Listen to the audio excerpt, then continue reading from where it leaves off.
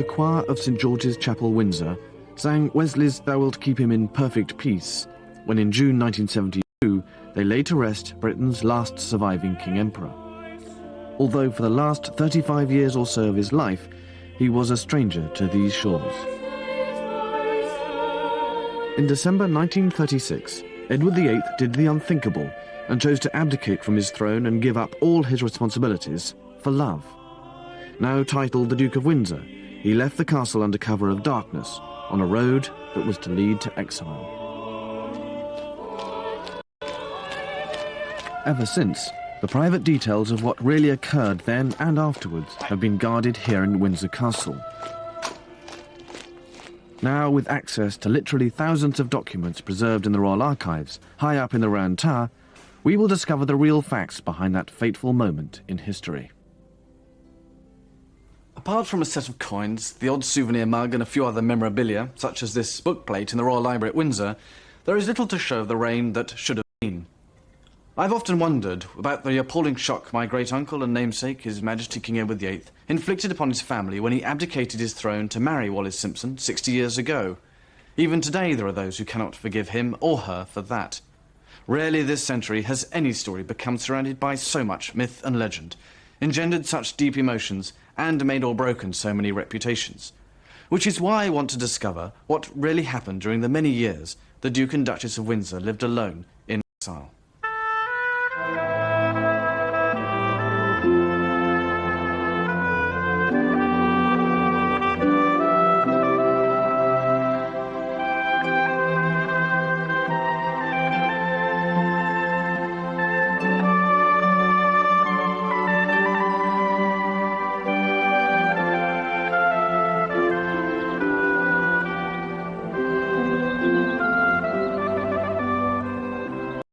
Fort Belvedere, just a few miles from Windsor Castle, was Edward VIII's home when he was Prince of Wales. Much of the drama surrounding the uncrowned king's fateful decision took place here. I don't believe he thought for a moment that when he decided to abdicate, he would be saying goodbye to all this forever. The Duke honestly believed that after the abdication he could go away for a while, lie low and wait for the storm to blow over. And then he could return to here, pick up the threads of his old life, and pretend to be a younger brother to the new King, George VI. But he completely failed to understand the impact his decision to abdicate and to marry Wallis had on British and imperial opinion. And this was the essence of the tragedy, for it was to bring him into direct conflict with everyone, from the government to the man in the street, and most seriously of all, his family. It's difficult now to comprehend the state of shock in which the nation and empire were left when King Edward decided to abdicate, a man most people had come to know and love when he was the charismatic and popular Prince of Wales. He was born in 1894, the eldest son of George V and Queen Mary, christened Edward Albert Christian George Andrew Patrick David, but known to his family as simply David. When he acceded to the throne in 1936, he became emperor to a quarter of the world's population. But his affair with Wallis Simpson, a twice-married American, was to cast a dark shadow over all this. When the king said he wanted to marry her, Prime Minister Stanley Baldwin confronted him. A 17-year-old secretary overheard them. Baldwin was really crying, and he said, you must not go. You must not abdicate. A few hours ago, but he did. I discharged my last duty as king and emperor. And now that I have been succeeded by my brother, the Duke of York, my first words must be to declare my allegiance to him. I was a schoolboy at a prep school, and we were taken into the to the big hall in the school, and we listened to the Duke give his speech, and a lot of us were in tears. I mean, we were poor. It was very, very moving. I'll never forget it. And we felt lost, we felt deprived, because all of us loved him. I mean, all of us looked up to him and thought that he was going to be a great king. I mean, he was sort of on our side, as it were. I think you have to remember, sir, that he was the first member of the royal family who really came down to the people. And England couldn't believe that their beloved monarch was leaving them. For about 24 hours, we feared that such was to the nation, they might suddenly become a republic. Not only had Wallis Simpson been divorced once, she would have to divorce for a second time to marry the king, hence the crisis. I think it's quite difficult to understand now how powerfully people felt about that kind of thing, because so many more people were divorced and emerged at the end of the war married to somebody else. We never really blamed him. We blamed her for everything. The whole thing rather stank to us, you see. And of course, divorce wasn't so common as it is now, but she had 2 husbands before, which we thought was quite enough. Wallis Simpson certainly inspired strong feelings. Intense loathing, sir. Loathing that I very much fear she could have been murdered. She was supposed to be the femme fatale. Who knows how Wallis must have felt? She'd been handed out of the country just days before the abdication. She too was now in exile, staying with friends in the south of France, surrounded by the world's press. Wallis is often depicted as hard, ambitious and grasping. There were other much worse descriptions flying around as well. But at one point she must have realised what was going to happen, what she might be responsible for, and she tried to stop Edward. In a statement to the press just 4 days before the abdication, she stated her readiness to withdraw forthwith from the unhappy situation. She was distraught when the king telephoned her with the news of his decision. We all know that she was terribly upset and that she cried on the telephone because he told her that I'm leaving now. I've told them that I'm abdicating. And that's when it was an utter shock to her because she did not expect it. She started to cry and she said, "Oh no, please don't do it. You fool, you fool." Nor was the abdication to have a greater tragic consequence than for the royal family. The children had developed a close bond through mutual support because their parents had always been remote and aloof from them. The true story of what really happened is here in the Library and Royal Archives at Windsor. Private letters, memos, telegrams, financial papers. They tell a story of sorrow and anger, romance and tragedy, and much personal pain, not only to the Duke, but also to the family he was leaving behind. Although they were stunned by the abdication, they showed genuine sympathy for the Duke. The Duchess of York, soon to become the new Queen, wrote, "We are all overcome with misery, and can only pray that you will find happiness in your new life." And from his cousin, Princess Marie-Louise, "It is impossible to express what I feel for you in this hour of such momentous decision. Goodbye, David, my dear cousin, and beloved sovereign." His aunt, the Countess of Athlone, wrote, "Now that you are leaving us all, I want you to know how profoundly I grieve and how miserable I am for you. Your decision leads you at long last out of all this tragedy to that happiness which you've been seeking and never finding these many years." That the high and mighty Prince Albert, Frederick, Arthur, George... But such private sympathies were suppressed. By the grace of It God... was totally impossible for people to react in any other way than they did. They all took this strong establishment view. What he did was unforgivable, whatever that may mean, except it does mean quite a lot. A major, visible dereliction of duty. I think as simple as that. To many, it was also a betrayal of trust. The officials of the royal household in particular felt disillusioned. Their first concern was to protect the monarchy. For that, they had to restore the public's confidence and to establish the new king, George VI, in the nation's affections, and distance the old one as far as possible. The impact of that on the brothers and family was to be profound.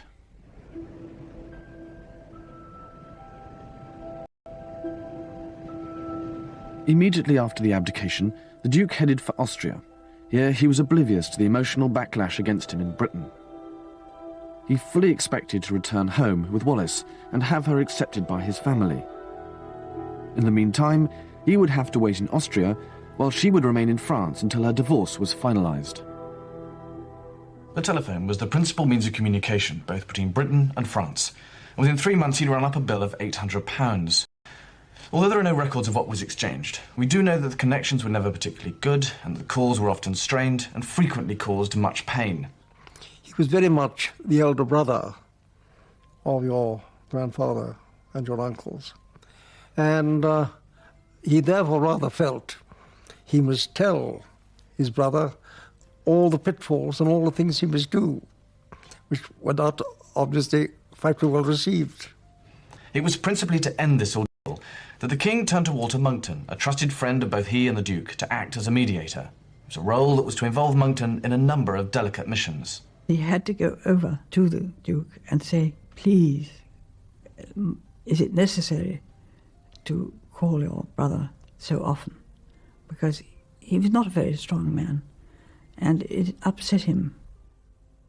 This constant interference with state matters did nothing to improve his relationship with officialdom. May 1937 saw the coronation of George VI on the same day that had been planned for Edward VIII. The Duke was not there. He was making plans for his wedding in June and naturally expecting his family to support him on what he regarded as the most important day of his life.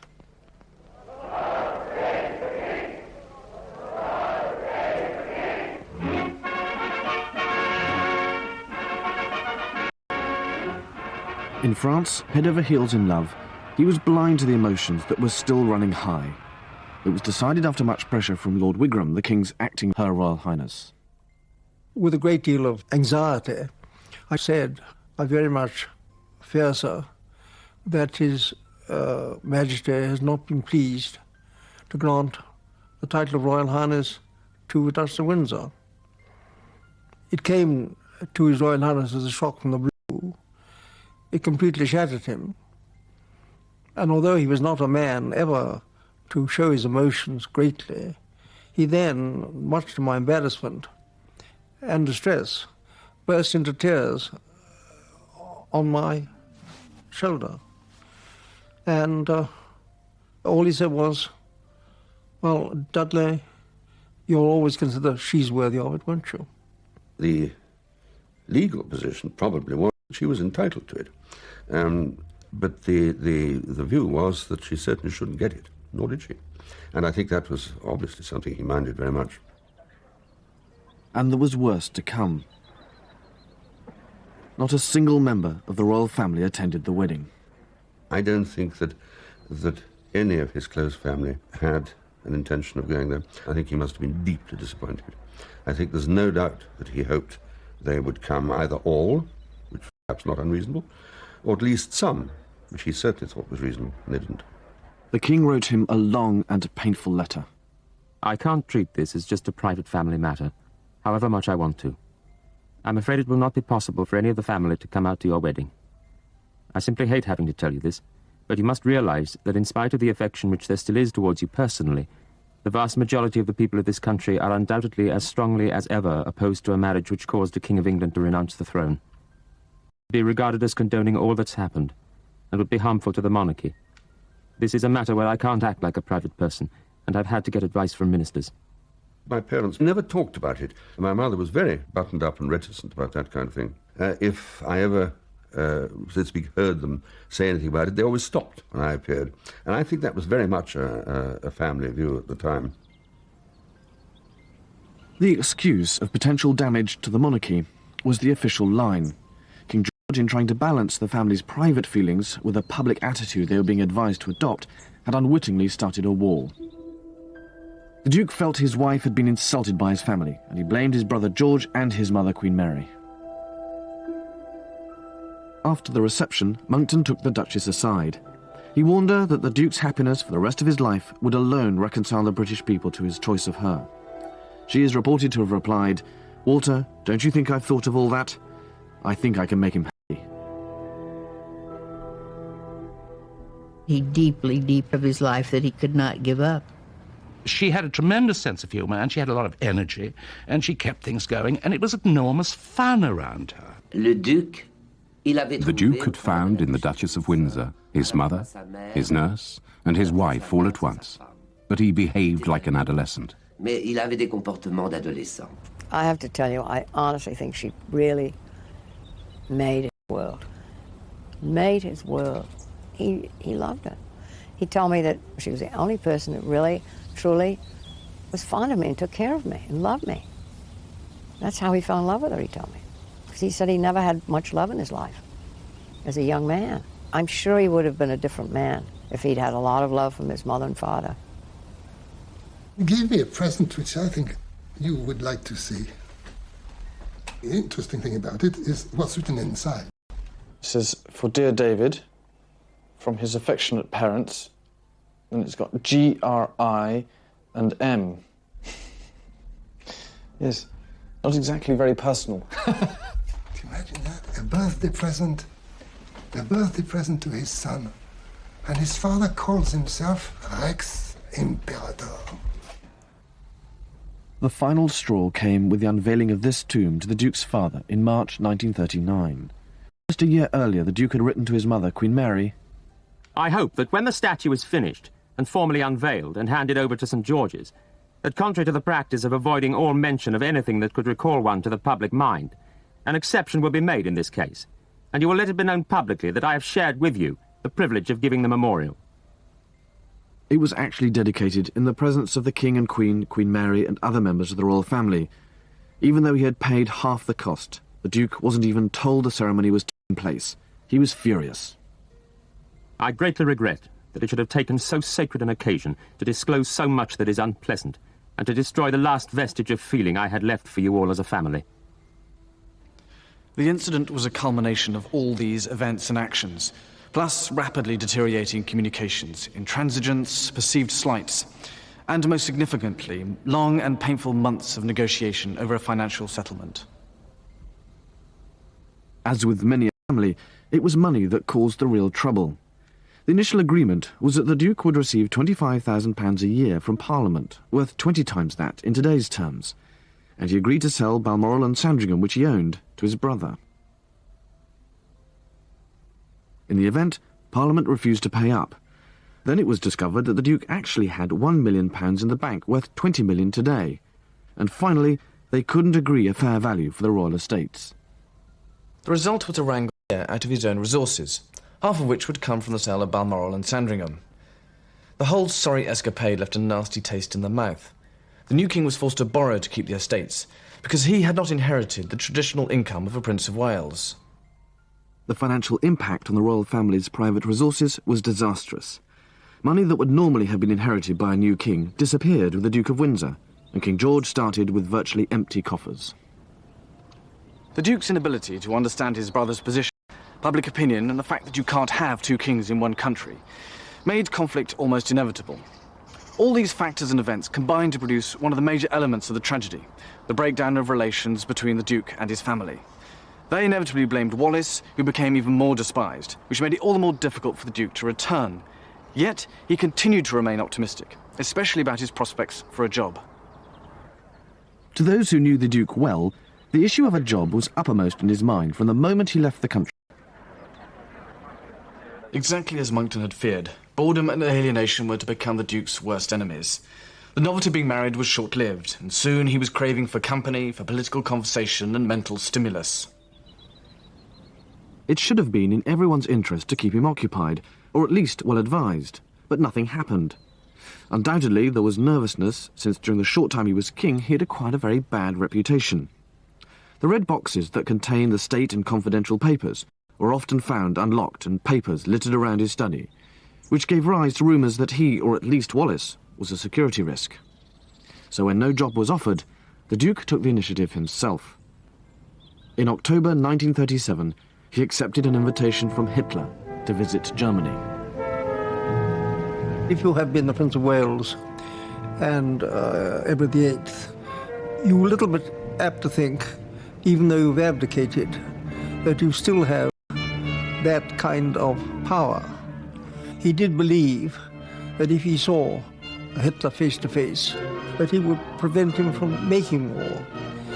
Next, it was not going to be possible for Duchess of Windsor ever to experience a state visit. On the other hand, this invitation we had allowed her to experience that.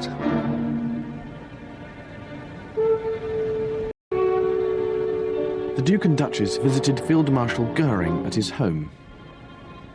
When we were touring the whole house with the Feld Marshal, we came to his study, and behind his desk was a marquetry map of Europe, with the whole of Europe in one kind of brown, and Great Britain into a lighter greeny kind of brown, the innuendo, and turned round to the Felt Marshal and said, that is impertinent.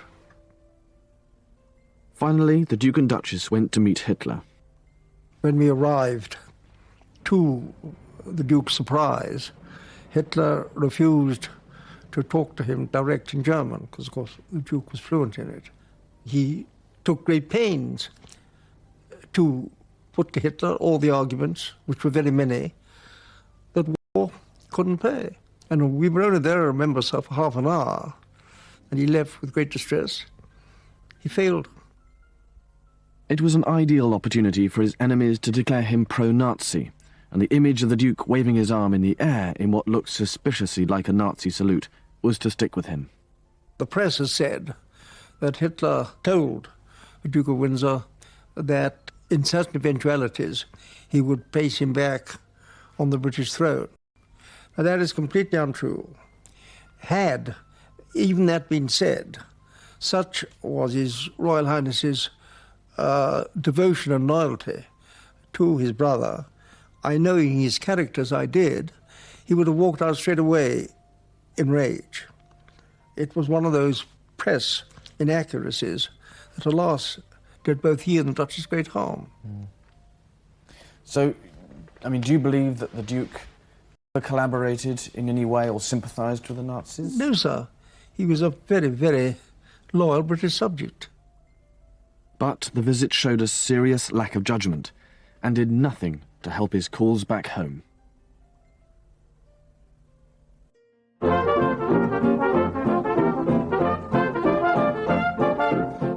By 1938, the Duke and Duchess had gravitated towards the French Riviera, the playground of the rich and famous in the south of France, which was also the home to many other exiles. It was here that the Duke and Duchess acquired their first home, La Croix, on the Cap d'Antibes. What a stunning place it must have been, with its glorious setting with a fabulous view. And here they spent much of their life, entertaining and being entertained, until this idyll was rudely interrupted by the outbreak of the Second World War. The Duke was caught unawares, still wanting to believe that war was avoidable and indeed unlikely.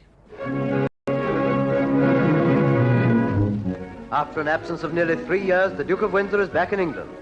His Royal Highness crossed from France with the Duchess in a destroyer, landing at Portsmouth, where they were welcomed by the Commander-in-Chief before leaving for this house in Sussex. War brought two positive outcomes. He was allowed to return to Britain, and he was given a job. Was back in Paris with a British military mission, where his contacts might be valuable in helping to ascertain France's military capacity and intentions. He began enthusiastically, but it became obvious to him that his reports were not read, and he felt there was a campaign against him. He tried to get back to England to complain, and wrote to Monckton, "The recent exposure of a network of intrigue against me makes my position here both impossible and intolerable. The nature of this latest campaign of outrage against me is so virulent that I wish to seek both yours and Winston's advice before seeing the King."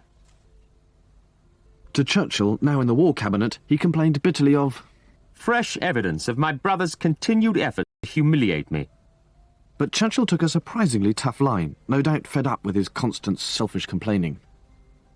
Having voluntarily resigned the finest throne in the world, and having been for so many years Prince of Wales and afterwards King Emperor, it would be natural to treat all minor questions of ceremony and procedure as entirely beneath your interest and your dignity. At a time like this, when everybody is being ordered about, and millions of men are taken from their homes to fight, it may be for long years, and many others ruined, it is especially necessary to be dependent in one spirit against extreme misfortunes. Frustrated once again, the Duke became disinterested and disheartened.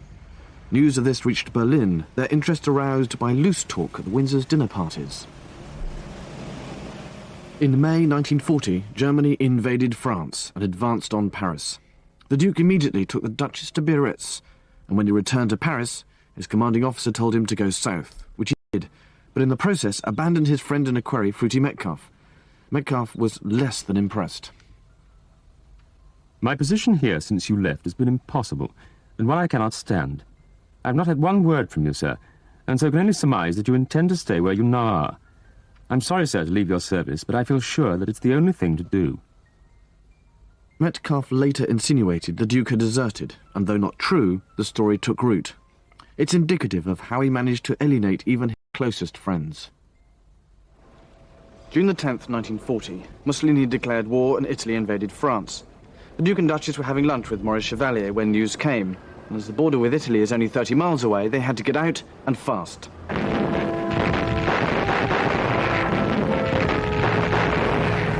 France was in chaos. Paris was abandoned and the Germans were racing south towards Bordeaux. The Windsors hurriedly packed and hid everything while making hasty escape plans for the local consul general. They decided not to make for Bordeaux, where the remnants of the British embassy were escaping from, but to head for Spain. It was a decision that was to involve the Duke and Duchess in the most bizarre episode of their lives. Recognised the Duke as the Prince of Wales who had served in the Great War and let him through. The best route was along the coast towards the Pyrenees and the border crossing into Spain. Thousands of others had the same idea. The road was packed with refugees with their possessions, fleeing from the invading armies.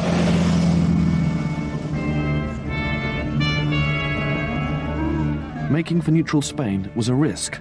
There was no guarantee they would be let in, and at Perpignan, 10 miles from the border, they were turned away by the Spanish consulate, who refused them the entry visas they needed.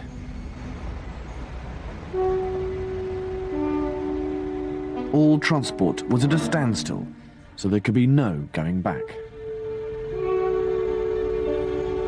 The Duke sent off telegrams to the British ambassador in Madrid and the Spanish ambassador in Bordeaux, who were friends of his, and at last permission to cross the frontier was granted.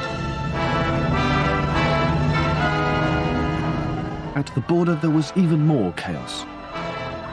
The Duke said it was absolutely terrible. All these people with little pieces of paper in their hands were running up and saying, if I don't get across the border, I'm going to be killed. And I said, well, sir, didn't it occur to you that, now you and the Duchess were not going to be killed, but these people were? He said, why? I was the King of England. After 4 days on the road, the Duke and Duchess arrived in Madrid and, with relief, made for an old haunt, the Ritz.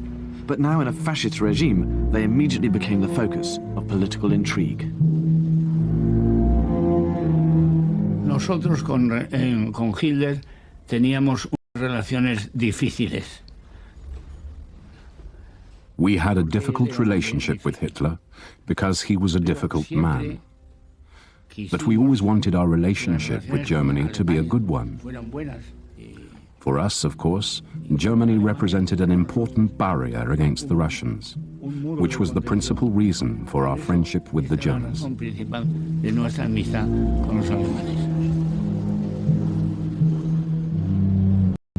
The German ambassador in Madrid was ordered by Berlin to try to keep the Windsors in Spain. They were constantly watched by the German Secret Service based opposite the Ritz at the Palace Hotel. As it turned out, the Germans needn't have bothered. The Windsors' intention to catch a boat back to Britain from Portugal was delayed because they didn't want to be in Lisbon at the same time as his brother, the Duke of Kent, who was on an official visit. The Duke of Windsor used the opportunity to start arguing for terms and conditions for his return, but he wanted a job and official recognition of his wife first. Meanwhile, his prolonged stay encouraged the Germans to enlist Spanish help to keep him where he was, in Spain. They approached the Spanish Minister of the Interior and brother-in-law to General Franco, Serrano Suna. Franco y nosotros nos gustaba que estuviera aquí el octavo. They wanted to keep the king here, the King of England. Porque era bueno para nosotros. Franco and all of us wanted to keep him here because we thought that he would be an English king more favorably disposed to Spain. No eran demasiado cariñosos para nosotros, y él lo sería. Por eso nos interesaba a nosotros. On the other hand, Hitler thought he could manipulate him like a pawn, so he could instigate revolution in England. Para ir a Inglaterra y armar una revolución en Inglaterra apoyando a Eduardo VIII contra el sistema inglés establecido. Meanwhile, in London, His Majesty's government is becoming twitchy. The Duke's behaviour in negotiating terms before he will even consider returning to England seem, under the circumstances, extraordinary. But there he is, demanding a job for himself and acceptance of the Duchess by the royal family. Churchill fires off a telegram ordering the Duke to return in no uncertain terms. Your Royal Highness has taken active military rank, and refusal to obey direct orders of competent military authority would create a serious situation. I must strongly urge immediate compliance with the wishes of the government.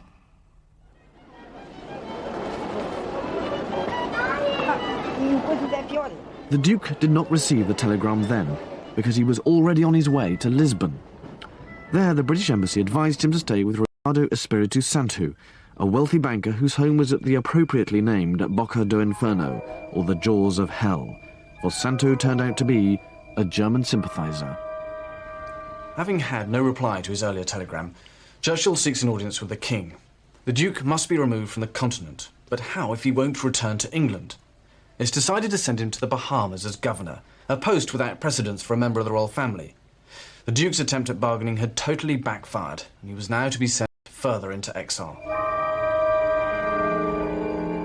On one of his almost daily visits to the British Embassy in Lisbon, the Duke received Churchill's latest telegram informing him of his appointment as governor of the Bahamas. He was dismayed at the news, but nevertheless accepted. At least as a governor's wife, Wallis would now be his equal. So began a new round of negotiations, including the release from military duty of some of his former staff. Most significantly, he was stuck in Portugal until a boat passage could be arranged. VIII to lure him back to Spain. Angel, a Spanish secret agent, was sent to the Duke with a message.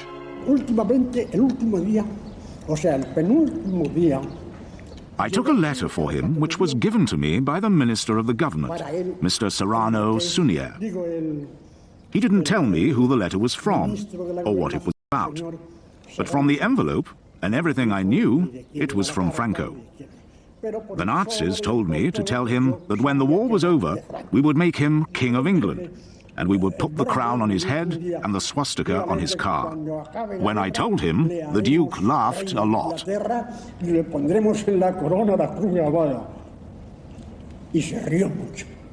Operation VIII now effectively commences. The aim is twofold: to delay the Duke from leaving for the Bahamas and to persuade him to return to Spain. The real aim of the plot was the negotiated peace between Great Britain and the Nazis. And then behind there was a condition which could be the recovering the crown for the Duke of Windsor. The Duke is unaware of these machinations and plays perfectly into the hands of the plotters when he seeks their assistance to recover various items, including sheets and pillowcases, from his houses in France. With Europe engulfed in war, the Windsors' preoccupation was bed linen for Government House in the Bahamas. The plotters allowed their maid to travel unhindered through German lines and all the way into occupied Paris to get it. But at the Windsors' home at 24 Boulevard Suchet, she was picked up by two overcoat-clad men who held her there and stopped her from catching the return train. The plan was to force the Windsors to postpone their departure. Meanwhile, the Duke and Duchess entertained in Lisbon while they waited for their bed linen and a boat.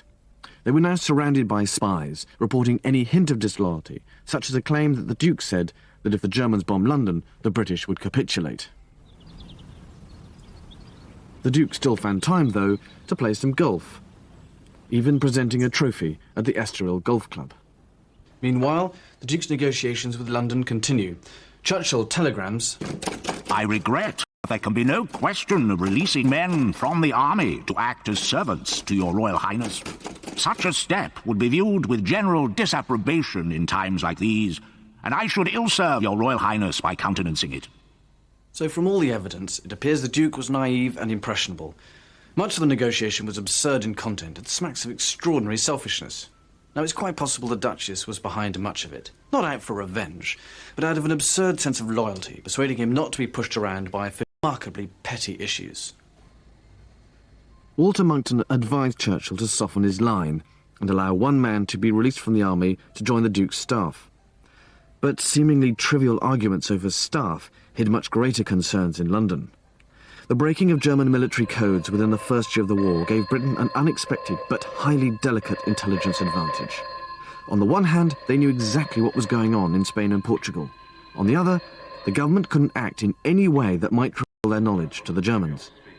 The crunch came when the Duke wrote that it would be more diplomatic to sail on August the 8th instead of August the 1st. This causes real panic here, because it's clear the German plot is working. Churchill immediately sends Monckton to Lisbon on what he later describes as another very odd job. Monckton's task was to counter whatever the plotters were saying. In fact, they were trying to convince the Duke that the British Secret Service was out to assassinate him. The Germans sent a letter offering him safe passage to Spain. It was delivered by Angel. Yo ya vi que era la carta de Franco, pero The Duke, he took it and looked at it. He read it first, quickly, and then more slowly, and said, "It's too late. It's too late." bien detenidamente la cogió, la miró y dijo demasiado tarde. Demasiado tarde. In a last desperate bid, the plotters tried new tactics.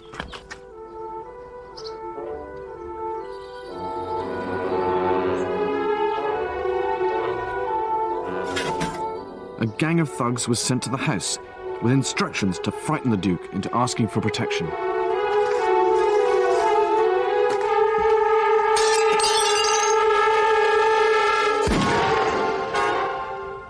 He did persuade the Duke in the end, but it was very hard. He had to almost walk up the steps to the ship to get him on. He thought of every excuse, and couldn't he come back and do some work in England? Couldn't he? To just be something to help the war effort. And my father had to say no. At 6:40 on the evening of August 1st, the SS Excalibur sailed from Lisbon, with the Duke and Duchess of Windsor safely on board and en route to the Bahamas at last. There is no doubt that in London the picture created by all the intercepted messages between Germany, Spain and Portugal must have been deeply worrying. On their evidence alone, it would be easy to brand the Duke a traitor, if you disregard the fact that they were written to cooperate with the Spanish and the Germans. Of necessity, when it was strictly necessary, not of his own free will. He thought, like many English, that the war was lost. And for the sake of England, he maybe was looking for a negotiated peace with the Germans. I think he never tried to cooperate with the Nazis, and of course he never tried to become the British Pétain. The Duke had been badly treated in England by his friends and family, and by everybody, because they couldn't understand him. He was a man who said to me that for him there was only one thing in the world. For him, life began and ended in England. The extent of Operation VIII first became known just after the war, when some German Foreign Ministry documents known as the Marburg Papers were captured. There was immediate speculation about the Duke's willing involvement in the plot, which he swiftly denied. But the allegations that he collaborated with the Nazis, or even considered betraying his country, continued to be made. There are even claims that secret documents pertaining to the Duke's association with the Nazis were removed from Germany on the express orders of King George VI and have been destroyed or buried somewhere. In fact, they were all private family letters between Queen Victoria and her eldest daughter, who'd been married to Kaiser Frederick. The concern was that they might be looted. None of them was dated after 1901 and certainly don't refer to the Duke of Windsor.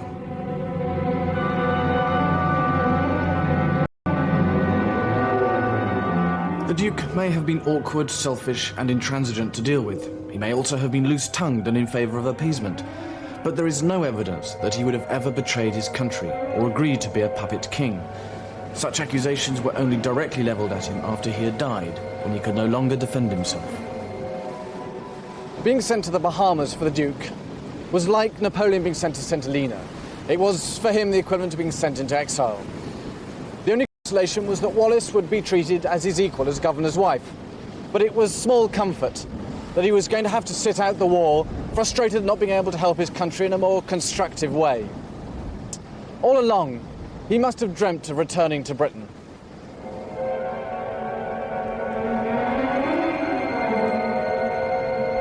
life when you've been king of a large country. I mean, how could you own practically half the world and then suddenly told you're going to look after a tiny, tiny place at the Bahamas? I mean, he thought it was terrible, but my father was pleased because he was worried that the Duke might easily be shot or caught or anything might have happened. It's rather sad. The governorship of the Bahamas was his biggest test. The impression he created would be vital. I first met the Duke on board the yacht Southern Cross, which belonged to a Swede who had loaned his boat to bring the Duchess. She had a toothache, and she never liked to fly, and so she came in this yacht, which was very, very comfortable. And the Duchess and I are naturally very glad to set foot in America again, although it is pretty tough on her to have to undergo a dental operation. I remember very distinctly, a very small, very sunburned little man said, "Ah, you're the consul from Jacksonville. How very good of you to come on board," you know. And I was quite disarmed by this approach. He had tremendous charm and charisma. I thought he did a very fine job as the governor. He didn't spend an awful lot of time in the office, but he didn't like the office. He didn't like paperwork. But he was very popular with the Bahamians. I mean, obviously the big question is, if he did well as the governor of the Bahamas, why was it that he didn't get a job after that? I don't know. I think it was difficulty about Wallis, really. She just didn't fit in somehow. The Windsors' friendship with Swedish financier Axel Wenner-Gren was another cause for criticism. Suspected as pro-Nazi, he was blacklisted by the American and British governments, although the accusation was unproven. And then there was another major setback. He had an appalling accident, let's face it, in the Bahamas, when this very visible murder of a very known citizen was there, and that can't have been easy to handle, and possibly wasn't well handled. The Duke's reputation as governor was almost destroyed by the lurid murder of Sir Harry Oakes, who was found battered to death in July 1943. The Duke made the mistake of summoning help from the Miami police, who bungled their investigation so badly that no murderer was ever convicted. I think that was a minus mark, not a plus mark. And I suppose the establishment, who decided or recommended people for the rather important kind of job he might have had, I suppose they were not only doubtful about him, but they were more than doubtful about her. They didn't like her. They didn't fancy an American voice as one of the voices of this country.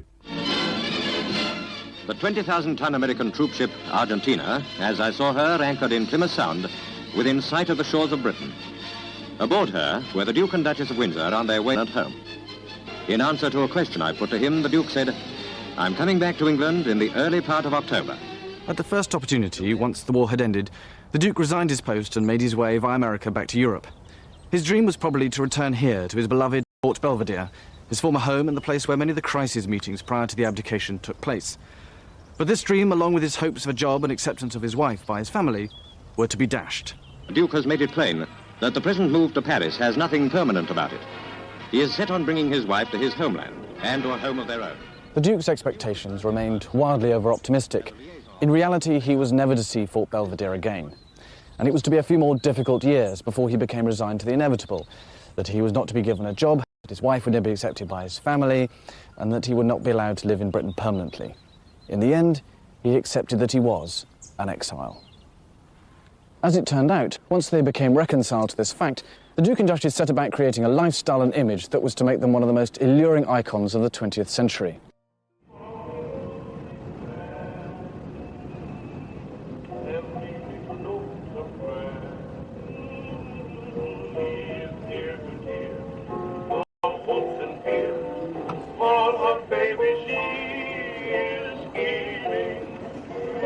We'll never be invited again to the Duke and Duchess of Windsor's soirees, and thank God. Rarely have I been so stupendously bored. There were 22 people for dinner, and only 2 names did I know or remember, and that was from history. The Count and Countess of Bismarck. It is extraordinary how small the Duke and Duchess are. 2 tiny figures like Toto and Nanette that you keep on the mantelpiece. Chipped around the edges. Marred royalty. Charming and feckless. At one point I said to the Duchess, "You are, without any question, the most vulgar woman I have ever met."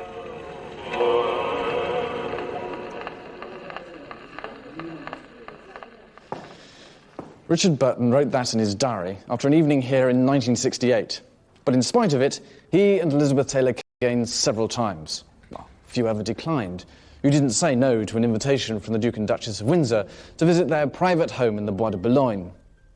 The traumas of abdication, divorce and war were behind them, and in exile they were feted and flattered by people the Duke would probably never even have known, but for a chance encounter with a divorced American woman who changed his life. When they moved here in 1953, they had been married for 16 years. The Duke was no longer engaged in a feud with his family, who he felt had insulted his wife, or in the political intrigue of trying to prevent their exile. That was all in the past. The wartime German occupation was a fading memory when they signed the lease with the city of Paris. My grandfather, King George VI, who had literally been catapulted onto the throne when Edward gave up his crown, had reigned and then died at a tragically early age. He was only 57.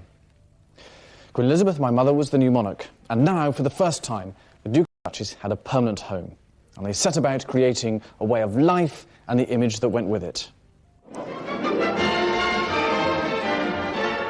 The Duke and Duchess became the leading lights of what could be called the International Café Society, an endless round of social events, entertaining and being entertained. It was all a million miles from his destiny as King of England. They went out quite a lot. They would be seen and photographed at the Maxims, at night clubs and all that. And I think it filled up their diary, you see. I think they liked it. She liked it a lot. He created this whole mythical kingdom. He designed the uniforms for all the waiters and the footmen, and on a gala night they were in red outside with the flaming torches.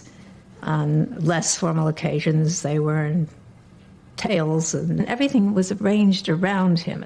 Elsa Maxwell used to come and play the piano here quite often, Cole Porter, people like that. But it was a very gay evening, always. Our party was always a success.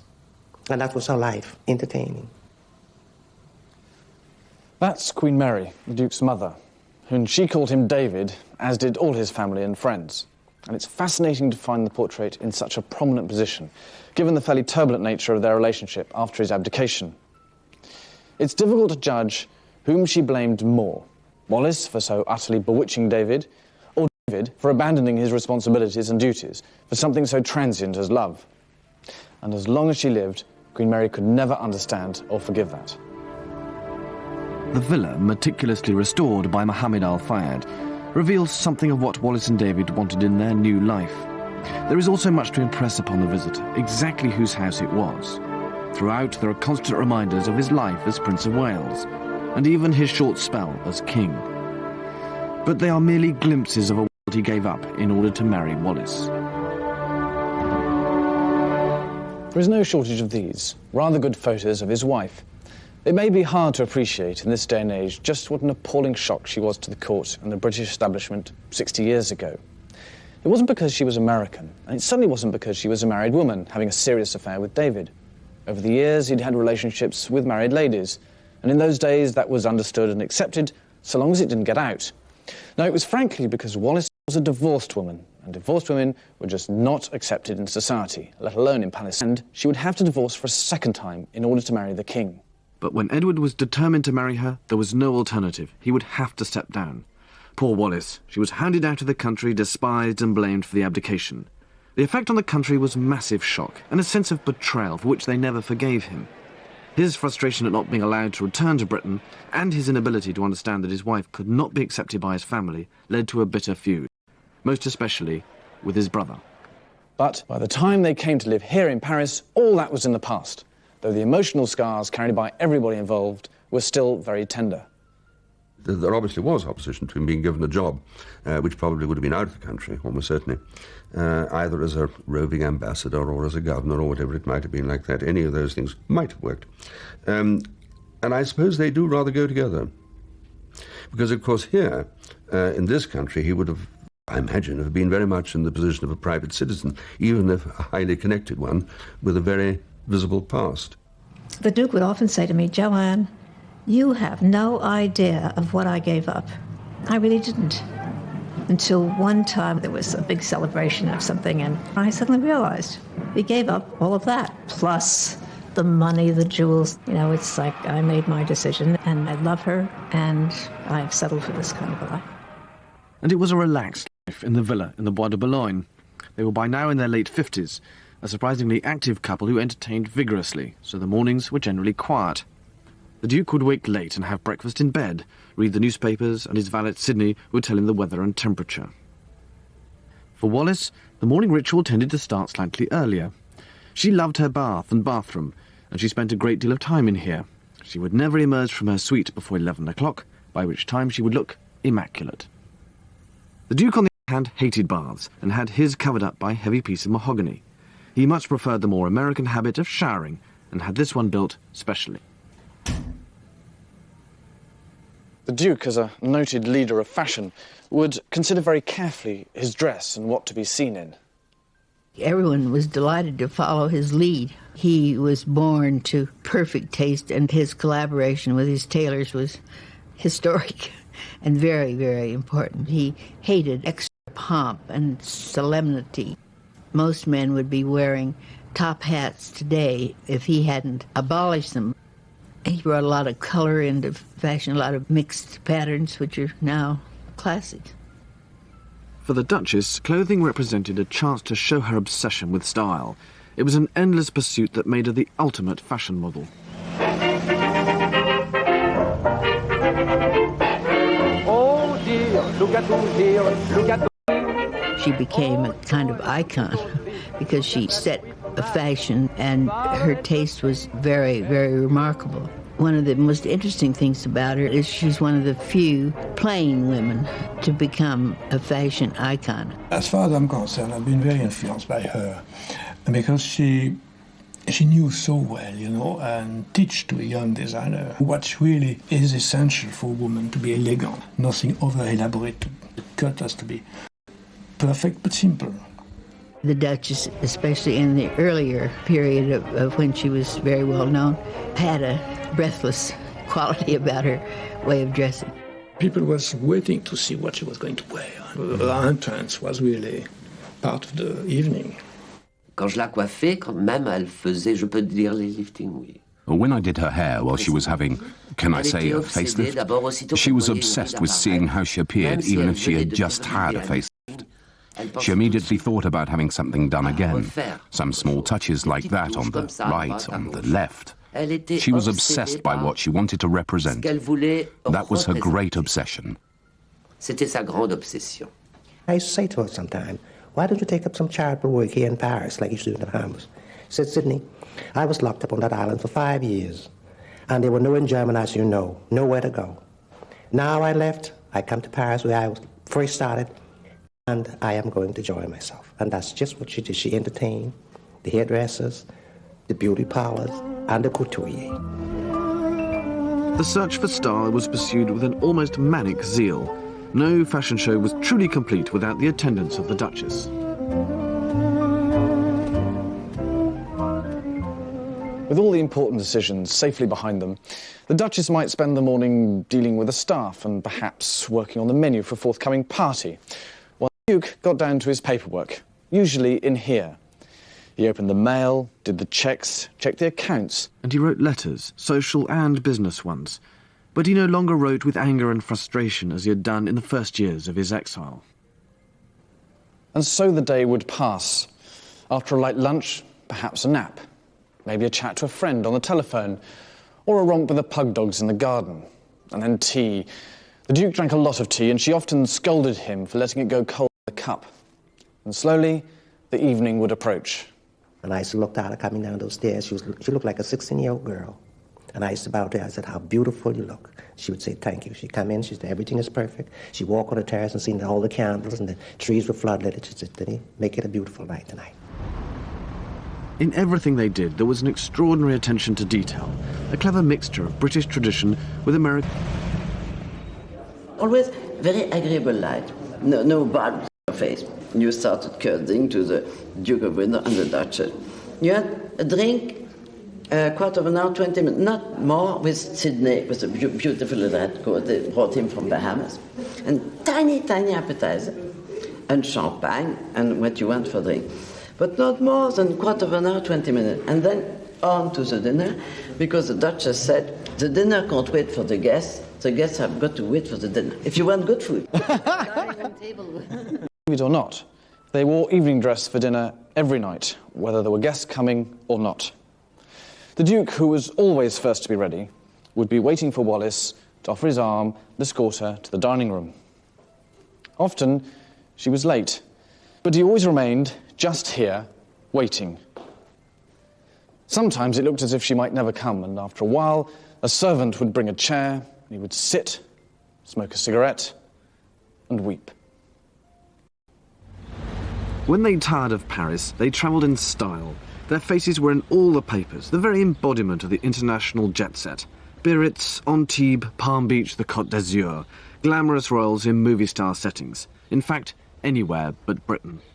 After a while, there was nothing really much for them to do, except that they couldn't go to England. I didn't want to go to England. And it was probably a better idea that they didn't go to England. And where else to come? But I'd met a lot of sort of cafe society people who came over to Paris and who dined with them, and then they would return, and everybody gave dinner parties for them, and then the circle grew larger and larger, and that's why they started coming over in June.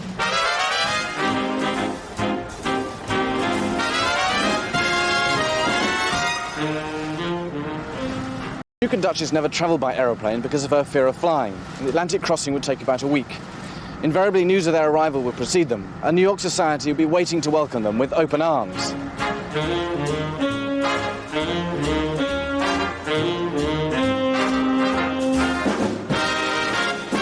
Even in those days, New York was a city of skyscrapers. It was a hustling, noisy place.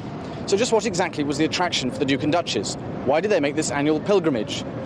Did they feel they had something in common with all those emigrants who'd flocked to the New World? And if so, why didn't they stay? Or was it something else? Before they arrived, everybody knew that they were coming. And they brought a great deal of energy with them. For instance, in the shops, everybody wanted to decorate. Both the Duke and the Duchess were very sensitive to what was beautiful, well arranged, well presented. And everyone wanted to be ready in case they would have to visit the Duke and Duchess.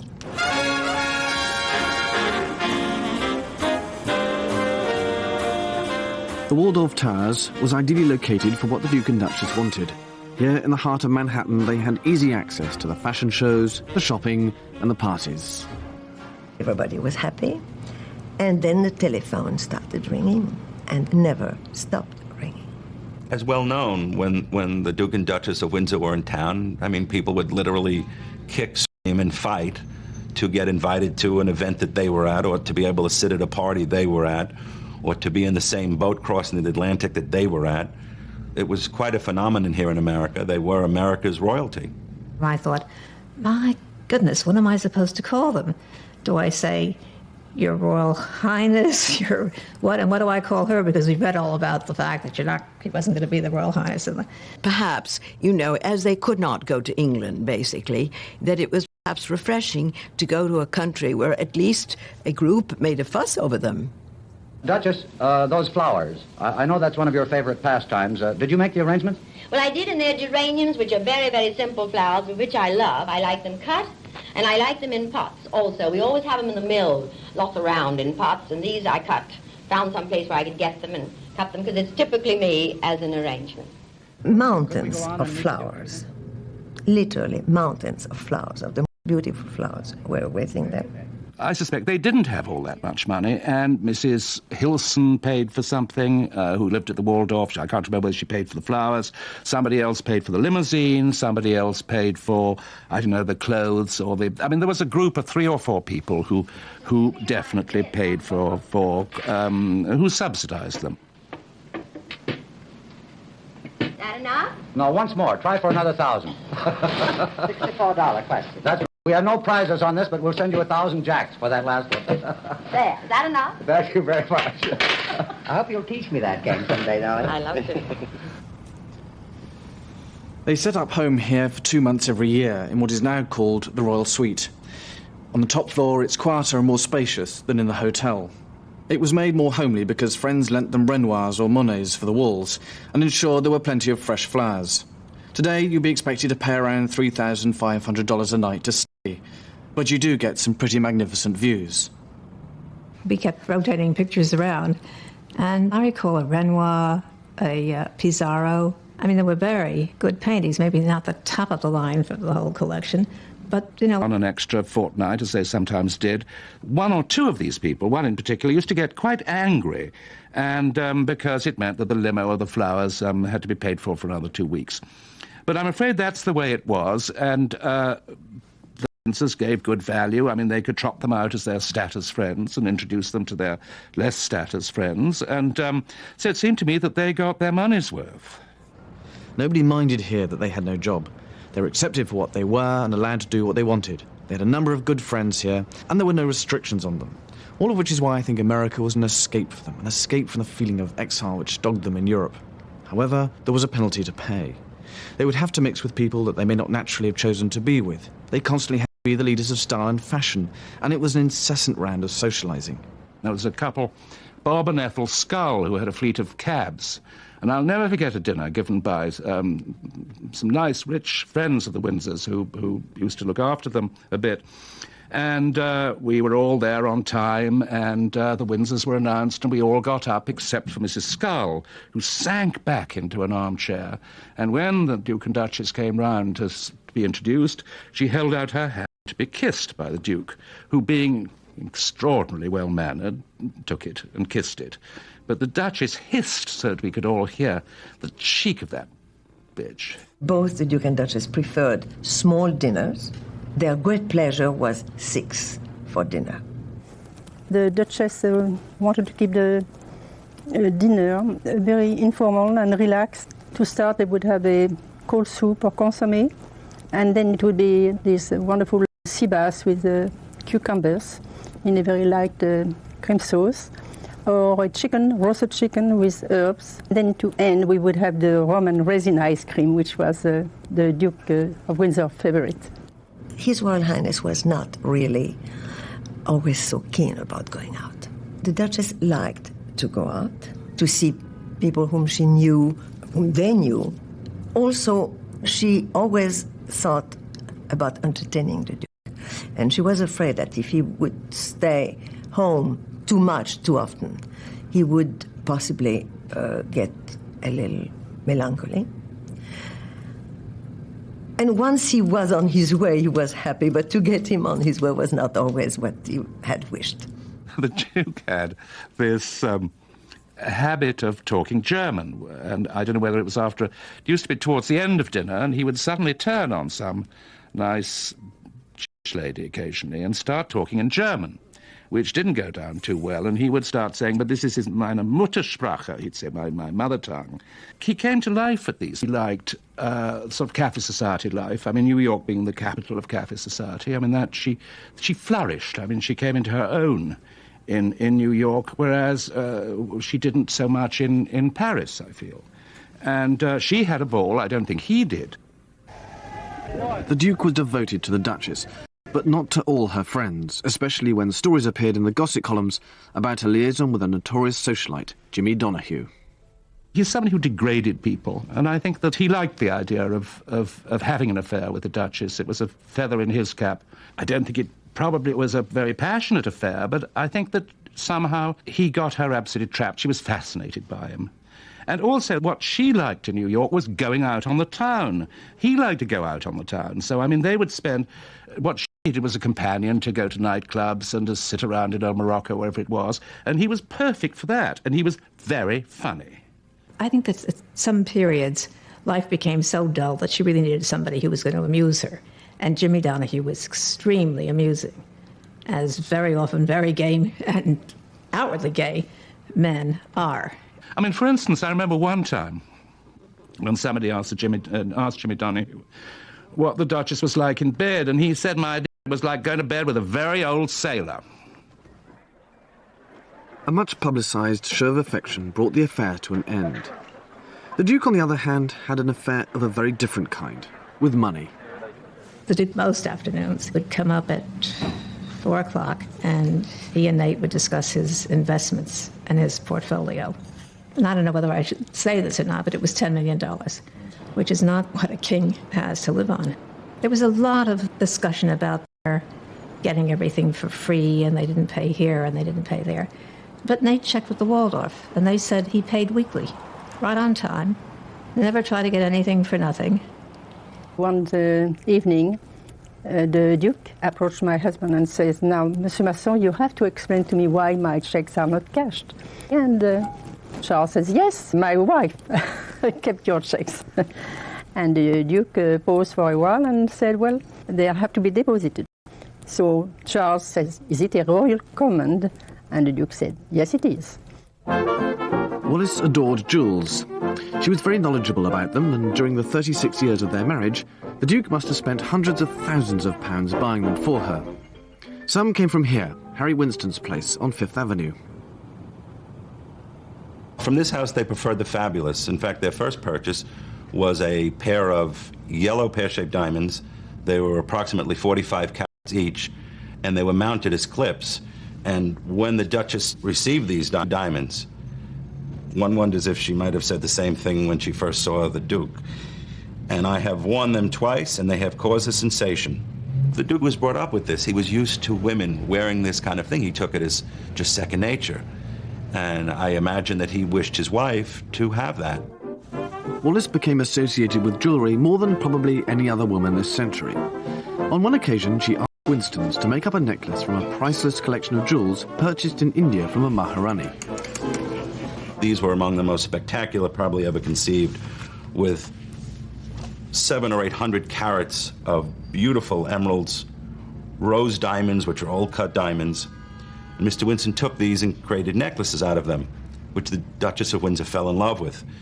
Well, the first time she wore them at a ball in Paris, one of the Maharanis said, "What's the big deal? I used to wear those on my ankles."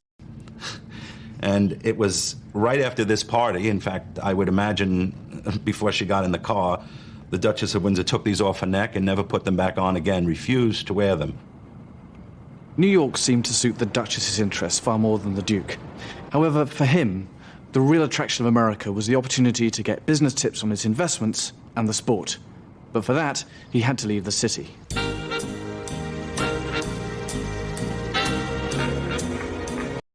Most weekends they would make for the country and places like Locust Valley on Long Island, to lovely old houses like this one owned by the Slater family.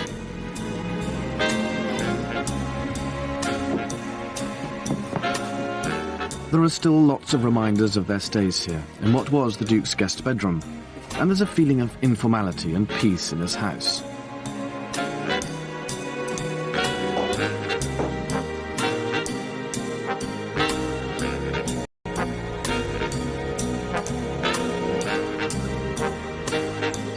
Long Island was where the Windsors could relax, with friends who invited them for holidays and to satisfy their love of life's little luxuries. Hostess Martha Slater plied them with gifts and made sure they never ran out of caviar. That's something up. Rather dishevelled Duke. It's rather unusual. Oh, that's that splendid garden. Absolutely stunning. And there's a great pair of boots. And that's shooting here, is it? What would you... Yes, down Tallahassee, Florida. Yeah, in Florida. And that's Easy Guest. Right. I think he loved to reminisce, especially with me, because he knew I loved to hunt so much. I know he loved riding. And when they come in January, they go to Horseshoe Plantation, Mrs. Baker's shooting place, for 2 weeks. Then they'd come to Palm Beach and maybe stay with us for a week and then move to our house. It was very well organized. They slept in the same bed every night, and they used to have little giggles to each other. They had a lot of little giggles, you know. And then he'd often say to me, "Have you had any Mr. and Mrs.?" I said, "Not lately, sir." You know, you always ask me things like that. And the President and Mrs. Nixon had a dinner for them. Oh, it's the most lovely dinner. Arnold Palmer flew in his plane, and I sat next to one of the astronauts, and it was a fabulous evening. It was beautiful, and of course, he was the star of the evening. He gave us a very short speech after dessert, and everyone fell in love with him, really. The charm of that man. In the exclusive country clubs of Long Island, the Duke could practice his favourite game, golf. The sport he took up after an accident forced him to give up horse riding. He loved it, and although he never became very good at it, it must have been a wonderful escape from the social chit-chat and gossip. They were literally the king and queen of America's cafe society, and were treated as stars. It may all sound very glamorous, but most of the time it was unfulfilling. And worst of all, so shallow. They were no more at home here than in Europe.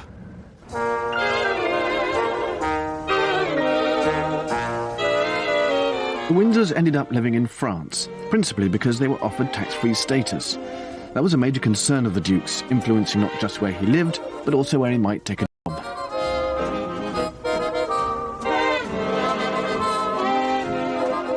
Le Creuet, in the south of France, was their initial home. Once one of the most desirable properties on the Cap d'Antibes, it is now just a burned-out shell. Without their scrapbooks and the Windsors' own photo albums, it is difficult to imagine what a fashionable and stylish place it must have been, and how much fun it was.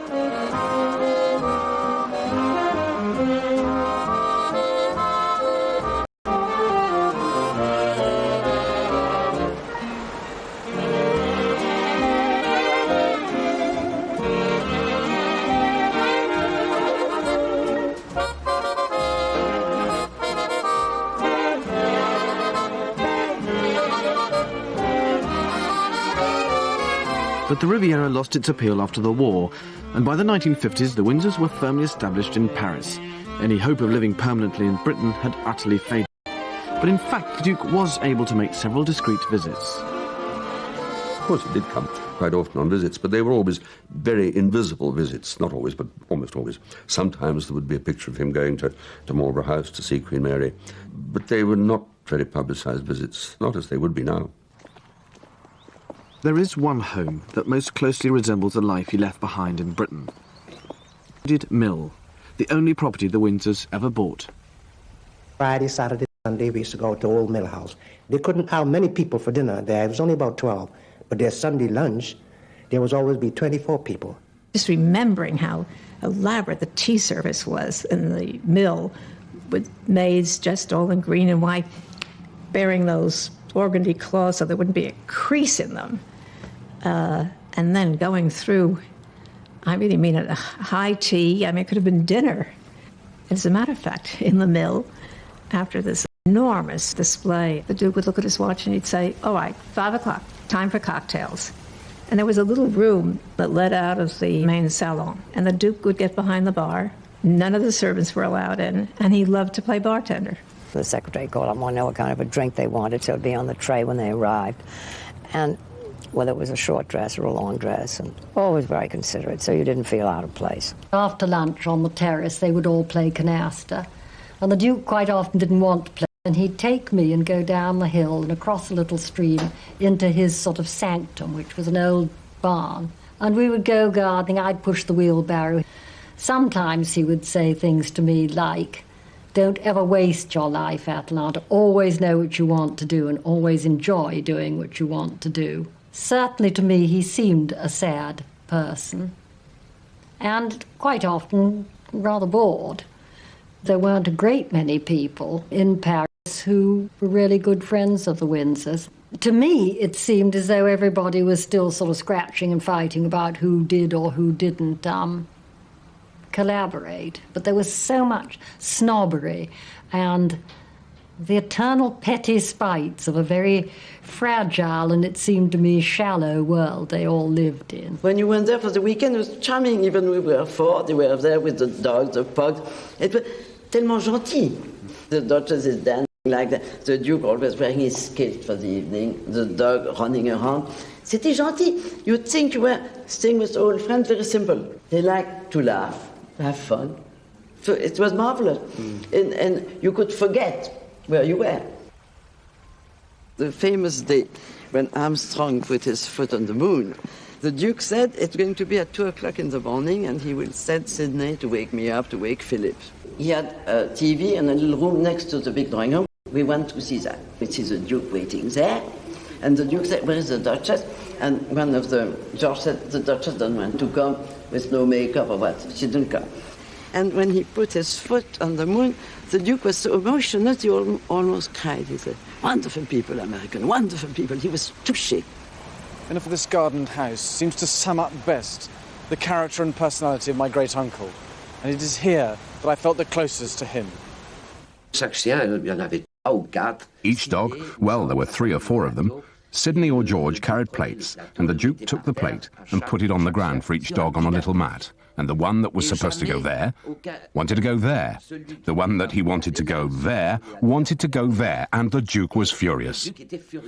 I believe he had a baguette in his hand, and together with that he'd say, no, you go there, you go there, and you go there.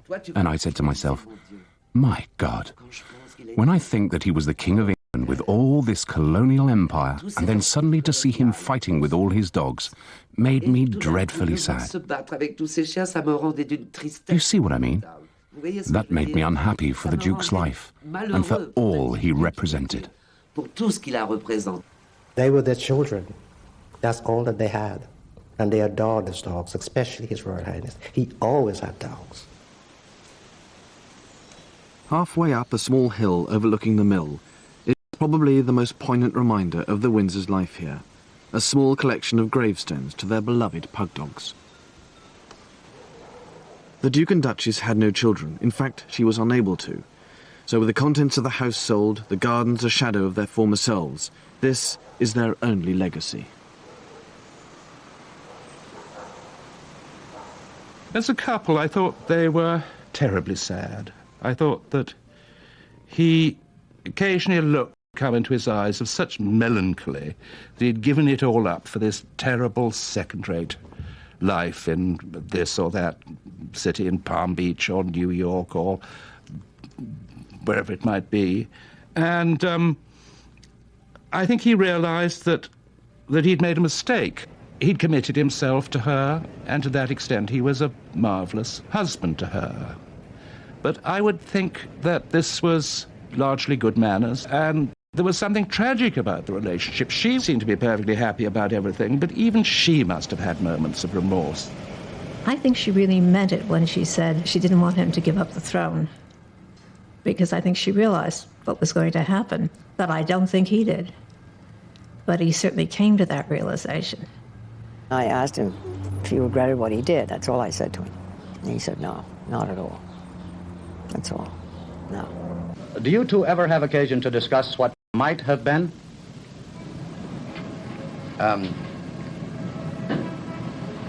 Mr. Murray, I think you must be referring to the events of 1900, the crucial events in my life and mine since that time.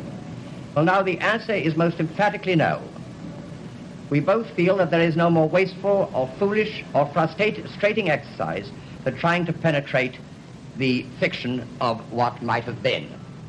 There they were, like Becky Sharp, really, at the end of Vanity Fair. I mean, condemned to lead this sort of terrible life from one pleasure place to another, not clearly really having a very good time, and not having really old, dependable friends. The late 1960s was a turning point for the Duke and Duchess. The gradual reconciliation with his family was acknowledged when they were both invited to the formal unveiling of a memorial plaque to Queen Mary in 1967. By now they were in their 70s, and it was also the beginning of the end. A series of illnesses and operations afflicted the Duke, and the last and most serious being the detection of cancer. It was pretty easy to detect a tumor on his tonsil, on his left tonsil. It was a cancerous lesion, which very quickly got out of control. It was beyond any surgical attempt. Nothing could be done. He knew that he had cancer of the throat, but he never complained. He was really very, very sick. And that's when Winston called up Dickie Mountbatten and said perhaps the Queen should know how ill he was. I don't really think, to be fair to the Duchess, I don't think she had a clue how sick he was. Because about 3 years before, she was really losing her memory very seriously. And the Duke talked to Winston and I about it, and he didn't want anybody to know. She was very feeble, and maybe this affected her memory. He was devastated at the thought, always thought, what will happen if I should disappear first? He knew that she would be very vulnerable and that there would be a lot of vultures around. In 1972, Queen Elizabeth was due to make her first state visit to France. The British ambassador, Sir Christopher Soames, was desperate that nothing should go wrong. He contacted Dr. Tain. Sir Christopher explained that if it happened that the Duke died during the royal visit, of course half of it would have to be cancelled, the Queen would have to go back to Windsor and so on, and they were very worried about this. And I remember Sir Christopher said to me, look here, doctor, the Duke's got to die before or after the visit, but not during. What can I do, sir? Despite his illness, the Duke was determined to receive the Queen at the villa. Elaborate preparations had to be made. Our first idea was to invite Her Majesty to come to see her uncle in his bed, but the Duke said, no, this is not convenient. So we set the IV drip, and the tube was coming out of his shirt at the back there. Where I am here, you see, and the flask containing the serum was hidden behind that curtain here. And it worked well. You couldn't see a thing when you walked. But then the unexpected thing happened. He wanted to stand up. When the Queen came in, that was not foreseen at all. I thought that was really something. He could hardly stand up, but he wanted to greet the sovereign. After the visit of Her Majesty, the Duke's deterioration was rapid. That morning he sat down and he took up his pen, but he couldn't write. You probably are weak. I said, you haven't eaten for so long. Why don't you let me go get you some Finnan haddock and buttered eggs? That's your favorite breakfast. Sidney said, that is far behind me now. I tell you what I like to have. I like to have some fresh peaches and cream. And I fed him, and I put him back into his bed. The little dog was on the bed with him. And when I came in at about 6 o'clock, he was still sleeping. And I said to Royal Highness, His Royal Highness is resting very late this evening. She said, Sidney, don't worry. Leave him, he's tired. Let him rest. And about 8 o'clock, I came back. The little dog jumped off the bed, and he ran into the boudoir, and he jumped on a Royal Highness' lap and never came back. And I said, this is very strange. I didn't say anything else. I stepped out of the bedroom, and that very night, His Royal Highness died.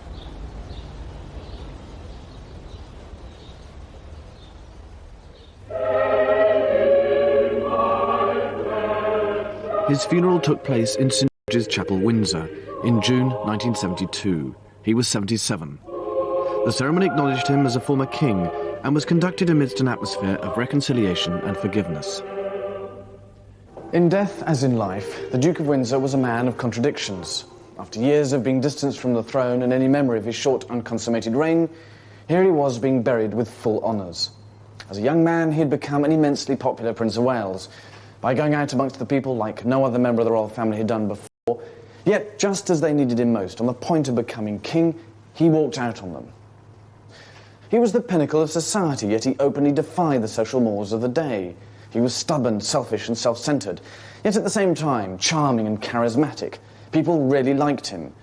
He was openly a patriot, professing love for his country and allegiance to his brother, King George, and yet he is condemned by some as a collaborator, or even worse, a traitor. But no matter how hard they try, no one has ever uncovered any evidence for that. So, deprived of proof, they maintain that there has been, and whatever you may believe, we are all left with the question, is it possible, from all that we know about the Duke's life, that he would have seriously considered betraying his country. I honestly believe not.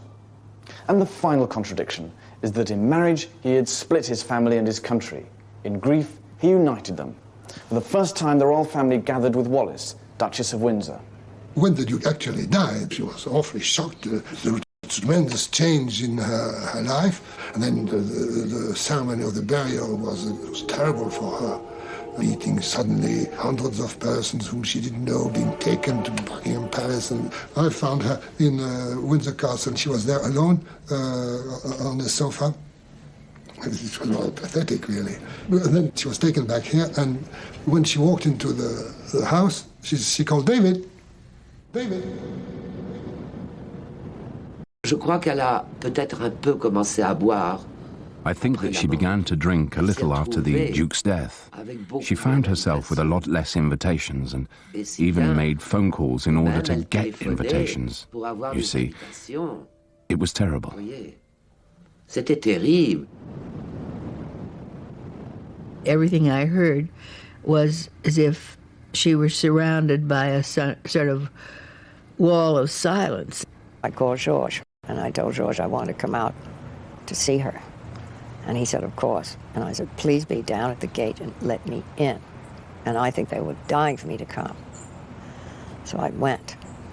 And it was just the saddest day to see that house, because a lot of the things were missing. This poor old lady, a prisoner in her own house, she didn't know who she was or where she was, really. She recognized me immediately, and she told George we're going to have a dinner party tomorrow night for Mrs. Ernst. I know. That was... But she was in bed. Very, very old. It was over. For her. With the Duchess vulnerable, her worried servants used the Duke's bath with its wooden cover as an ideal hiding place for the letters and photographs of Britain's greatest love story, save from those who might see them as a source of income. In charge of affairs at the Bois de Boulogne was Maitre Blum, the Windsors lawyer. There was nothing we could do without Madame Blum. I mean, she took over completely. Maitre Blum and the Swiss banker had everything all tied up. Of course, I knew what was in the will. But how did you know the contents of the will? Because I was aware of what was going on with the lawyer, whose doctor I was also. Oh, I see, right. So right. It was a sort of little club around the Duchess to protect her. With the help of her French lawyer, she changed her will so that after her death, the Windsors' belongings were auctioned for $50 million, which benefited a French charity. Not many years after the Institut Pasteur got that enormous amount of money, they discovered the virus to AIDS. Sometimes I think if it's the most useful thing the Windsors did in their life is to give their fortune to the Institut Pasteur. Unfortunately, she went down after His Royal Highness' death. She couldn't seem to pull herself together anymore. I don't think she really realized what she had, but after His Royal Highness' death, she missed him terribly. Then finally she took the head, she had a stroke, and that was the end of it. She never regained any conscience after. She just lied there and suffered for 11 years. The great love affair was ended, it was finished.